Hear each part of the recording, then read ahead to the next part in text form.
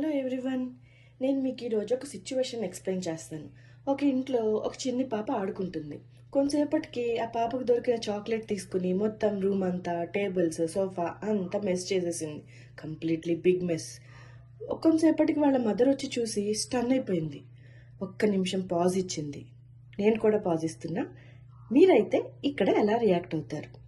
So pause ఇచ్చిన తర్వాత వాళ్ళ మమ్మీ వెళ్ళి పాపని క్లీన్ చేయడం స్టార్ట్ చేసింది. అది జాయ్ఫుల్గా. కొంతసేపటికి వాళ్ళ డాడ్ కూడా వచ్చి జాయిన్ అయ్యి ఇంకా క్రేజీ థింగ్స్ చేశారు. తర్వాత వాళ్ళ పాపని, అక్కడున్న మెస్ని క్లీన్ చేశారు. ఇదే సిచ్యువేషన్ని ఇంకో రకంగా చూద్దాం. మనం పనిలో ఒత్తిడిలో ఉండి వాళ్ళని అక్కడ కోప్పడితే ఇంకొకసారి చెయ్యరు అనుకుని వాళ్ళ మీద ఒక గట్టిగా అరిచేసి తర్వాత అదే క్లీనింగ్ మళ్ళీ మనం చేస్తాం కదా.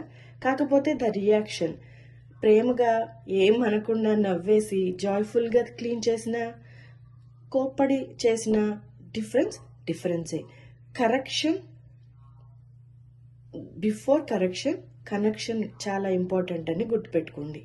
ఆ భయంతో రేస్ చేయడం వల్ల పిల్లల్లో ఉన్న సబ్కాన్షియస్ మైండ్లో ఏర్పడే బ్లాక్స్ గురించి ఒక ఫుల్ వీడియో చూశాను, ప్లీజ్ వాచ్.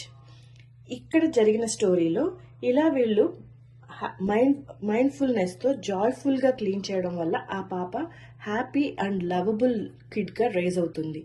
తన భయంతో కాకపోవడం వల్ల తనకి మైండ్ ఆలోచనలు కరెక్ట్గా ఇవ్వడం తను నేర్చుకుంటుంది. తన మైండ్లో అంత హ్యాపీ సిచ్యువేషన్సే ఎప్పుడూ ఉంటాయి. అలాగే డిసిప్లినరీ కూడా వస్తుంది ఫ్యూచర్లో. ఈ స్టోరీ మీకు నచ్చినట్లయితే please comment, like and subscribe. Thank you.